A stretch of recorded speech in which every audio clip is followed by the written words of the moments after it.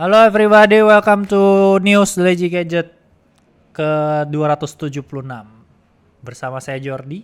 Gue tadi habis nonton TikTok ada Hidayah melihara tuyul, terus mas-masnya selalu gini aja. Melihara tuyul. Sekarang udah nggak ada begituan di TV, nggak ada YouTuber Indonesia yang mencoba membuat begituan. Oke, jadi ini ketarik. Seperti biasa, ini beritanya gersang lagi. Kemarin udah subur, sudah indah dengan berbagai leaksnya iPhone 14 Pro yang ada dual punch hole-nya. Yang gue tuh lagi nyoba untuk ngeracunin semua anak kantor ya. Jadi Aldo kemungkinan bakal beli dan bininya kemungkinan bakal beli ya. Itu gara-gara saya ya. Terus kita akan ngomongin kalau untuk minggu ini sebenarnya banyak berita itu datang dari sosial media dan streaming service. Jadi yang pertama adalah yang paling mengganggu itu adalah perubahan yang Instagram yang akhirnya full screen yang gue bicarakan mungkin sekitar seminggu atau 2 minggu yang lalu. Dimana beberapa user di kantor ini juga udah kena. Dan ini mungkin akan merubah Instagram sangat ganggu sih. Karena cara penempatan kalian nulis caption itu akan masuk ke foto. Karena untuk membuka captionnya sendiri sekarang gue lihat cuma kira-kira 1 atau 2 row. Yang berarti kalau kalian mau baca informasi lebih lengkap terkait sebuah berita atau apapun itu udah nggak akan segampang dulu lagi. Jadi kalau ada yang memang udah berubah, mungkin bisa komen di bawah. Tapi kalau memang belum berubah, contohnya itu kalian bisa lihat di story The Legit Tip. Tapi kan maksud gue story 1 kali 24 jam ya. Jadi kalau gue udah selesai ngomong udah nggak ada. Mungkin nanti saatnya akan masukin contohnya. Terus kita ngomongin dari WhatsApp, ini sebuah fitur yang WhatsApp tuh dari kemarin tuh lagi banyak ngeluarin fitur. Jadi sejak dia ngeluarin link device, dia ngeluarin sekarang kalian bisa react dan segala macam ya. Dan yang terbaru ini adalah kalian tuh bisa keluar dari grup tanpa sepengetahuan orang. Jadi ini yang tahu tuh cuma admin doang dan gua sebenarnya nggak ngeliat ke arah mana kegunaan fitur ini. Kalian bisa keluar dari grup tanpa ada notif yang lain. Tapi mungkin akan nggak berguna sih. Jadi kita lewatkan saja. Terus kita ngomongin dari streaming service, ini kita ngomongin Netflix, ini dia kabarnya juga akan bikin platform live streaming. Jadi setelah Disney Plus kemarin dia live streaming untuk Academy Awards, Netflix ini arah live streamingnya tuh lebih ke arah stand up comedy special. Dan kalau kita ngomongin dari Netflix, ini kan dari kemarin udah digembor-gemborin masalah sharing account, kalian nggak bisa berbeda lokasi, kalau bisa beda lokasi pun kayak Anda dan kakak Anda itu harus nambah duit lagi untuk bisa akses. Jadi kemungkinan besar semua akun Netflix yang semuanya nebeng Aldo di sini semua udah harus beli dari sekarang. Terus ngomongin Netflix juga dia akan mengeluarkan plan khusus di mana plan ini itu mengharuskan kalian untuk apa ya bahasanya ya? Plan ini itu lebih murah tapi dia ada iklan. Nah, kata Netflix ini dia akan menjadi salah satu, kata Disney Plus yang juga sudah melakukan hal yang sama. Netflix ini belum tahu kira-kira durasi iklannya berapa. Tapi kalau Disney Plus itu dalam setiap 1 jam itu bakal ada iklan 4 menit. Sama dengan HBO Max dan yang paling parah itu si Hulu. Karena dalam 1 jam kalian nonton itu kalian bisa dapat iklan sampai 7 atau 8 kali. Oke, terus kita ngomongin dari Huawei. Kalau kalian tahu Huawei sendiri udah nggak sama GMS dan sekarang lebih ke HMS. Nah, HMS ini dia nggak pakai Play Store ataupun App Store, tapi menggunakan aplikasi bernama App Gallery untuk mendownload aplikasi-aplikasi. Sebenarnya ini hal yang mungkin lebih berguna untuk siapapun yang pakai Huawei, tapi nggak ngerti apa itu APK dan takut juga dengan bahaya dari APK yang di mod. Jadi kalian tuh bisa ngedownload aplikasi gratis, aplikasi berbayar jadi gratis dari App Gallery langsung. Hal ini katanya udah dikasih tahu dari Huawei, dari developer ke si Huawei dari Februari kemarin, cuma sampai sekarang tuh nggak digubris. Jadi buat kalian yang masih menggunakan Huawei dan nggak nge-install GMS ke dalam atau Google Mobile Service, bisa ngandelin exploit ini untuk dapat aplikasi-aplikasi berbayar itu jadi gratis. Next kita ngomongin launching dari Snapdragon 8 Gen 1, Gen 1 Plus dan Snapdragon 7 Gen 1. Jadi kalau ngomongin Snapdragon 8 Gen 1 itu baru aja di launching dan dari perubahan efisiensi itu turun 30%. Sedangkan dari performa untuk both CPU dan GPU itu naik 10% dan so far beberapa nama-nama besar tuh udah confirm kalau mereka itu akan datang dengan 8 Gen 1.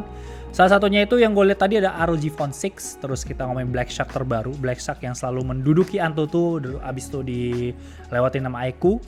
Terus di situ ada juga si Realme yang menariknya akan mengeluarkan GT 2S Pro. Kalau si foldable dari Samsung, Z Fold sama Z Flip itu sama-sama udah pasti pakai 8 Gen 1 Plus karena udah masuk ke Bluetooth certification dan tentu aja smartphone lain seperti Oppo, Motorola semua akan menyusul. Terus kalau kita ngomongin Snapdragon ada wacana juga katanya si Samsung akan ngeluarin chipset sendiri untuk Galaxy S series. Jadi ini bukan kayak Exynos tapi kayak whole chipset yang akan mungkin namanya bakal S1, S2 kayak si Apple. Samsung juga setelah kemarin ngeluarin Z Flip di Korea, yang dimana Z Flip ini adalah khusus Pokemon Edition dan belum ada wacana sampai keluar global. Sekarang dia ngeluarin untuk Galaxy Buds 2 yang kurang lebih itu bentuknya itu mirip sama Pokeball-nya si Razer, TWS Razer. Jadi dia menggunakan case itu Pokeball dan dalam itu dia mendapatkan stiker sekitar 11 stiker dengan berbagai Pokemon yang berbeda seperti Pikachu, Jigglypuff, terus ada Dragonite dan segala macam ya. Ini bisa juga mungkin nanti dijual terpisah, di mana kalian tuh bisa beli case-nya doang, karena ini cocok untuk Galaxy Buds Live atau Galaxy Buds Pro, jadi kalian itu bisa beli case-nya doang. Cuman harganya sendiri itu di 1,5 juta dan so far, sama seperti Galaxy Z Flip, ini hanya tersedia di Korea saja.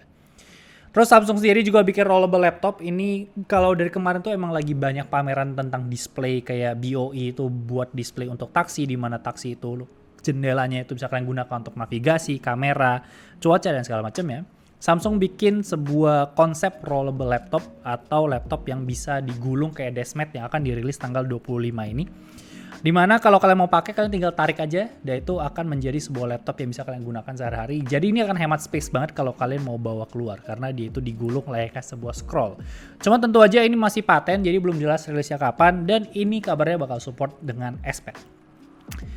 Oke, selanjutnya kalau kita ngomongin dari sisi dari sisi Android yang terakhir mungkin yang seru buat dibahas itu adalah Sony. Karena Sony sendiri juga nggak resmi di Indonesia, gue rasa ini nggak akan menjadi sebuah concern yang gede banget buat kalian. Cuman yang kayak BHD itu baru aja nge-tweet sebuah foto yang menarik buat Sony Xperia One 4 kalau gue nggak salah ingat. Itu akhirnya rilis menjadi sebuah smartphone yang sangat-sangat pelit dengan yang namanya aksesoris. Jadi kalau kalian ngelihat Apple udah ngebuang charger, cuma dapat kabel, terus Samsung melakukan hal yang sama dan segala macam ya. Sony ngebawa ini ke next level di mana untuk si smartphone ini bener-bener datang kotak dan smartphone doang. Jadi kalian tuh nggak dapat adapter, nggak dapat charger, bahkan mungkin nggak dapat casing dan bahkan SIM ejector sekalipun itu nggak tersedia dari package si Sony ini. Jadi gue nggak tahu, mungkin ini karena Sony, mungkin nggak semua brand akan mengikuti hal ini, tapi mungkin kalau Apple melakukan hal yang sama, ada kemungkinan besar kita akan lihat hal yang sama. Oke, dari sisi Apple yang pertama adalah urusan App Store. Jadi ini ada sebuah hal yang cukup ambigu dan gue juga setelah baca pun dari Apple sendiri belum ngasih respons dan ngasih penjelasan yang lebih lengkap. Tapi ini cukup mengganggu karena dengan alasan kalian itu tidak akan terskip renewal, itu sekarang subscription kalian di Apple itu bisa naik dan kalian akan tetap bayar tanpa sadar. Jadi ketika perubahan itu tidak lebih dari 50% atau $5 USD, maka kalian itu tidak akan di-inform dan itu bakal auto di-update. Jadi let's say kita punya 50.000, harga tiba naik jadi 70.000, mungkin kalian nggak akan dapat notifikasi terkait hal ini. Dan somehow ini cukup mengganggu dan gue gak ngerti kenapa harus jelasin. Maksud gue kalau emang mau naikin harga walaupun 10.000, 15.000 ya kan bisa dikasih notifikasi. Terus Apple sendiri ini juga ada paten yang menarik banget dari Apple. Balik lagi, paten adalah sebuah hal yang mungkin terjadi dan mungkin aja gak terjadi. Nah untuk paten dari si Apple ini tuh memperlihatkan kalau dengan fungsi NFC, iPhone kalian itu bisa digunakan dengan case-case yang berhubungan dengan use case-nya masing-masing. Jadi kalau kita mau ngomong dia mau dipakai untuk gaming, berarti di situ kalian akan dapat mungkin kayak fan, terus dapat button juga. Jadi akan nge-support kalian untuk gaming. Dan menariknya mungkin dengan ada NFC ini juga dia akan langsung ngedetect kalau ini tuh device apa dan UI kalian akan berubah. Jadi kalau kita ngomongin kita ditaruh di holder mobil, dia otomatis akan jadi CarPlay dan navigasi dan segala macam. UI-nya akan berubah. Kalau buat alarm juga bisa, music player juga bisa, dan gue rasa ini akan menjadi suatu hal yang cukup breakthrough untuk Apple kalau dia sampai ngeluarin berbagai macam aksesoris ini, walaupun tentu aja harganya bakal mahal abis. Dan Apple sendiri ini balik lagi ke prediksi dari Ming Chi Kuo, seorang analis untuk Apple, itu menyatakan kalau dia Apple di 2024 atau 25 kemungkinan besar iPhone akhirnya akan hadir dengan USB Type-C. Balik lagi karena udah banyak banget aksesoris kayak iPad, AirPods segala macam udah mulai ke Type-C, maka kemungkinan besar Apple untuk iPhone-nya sendiri bakal di Type-C.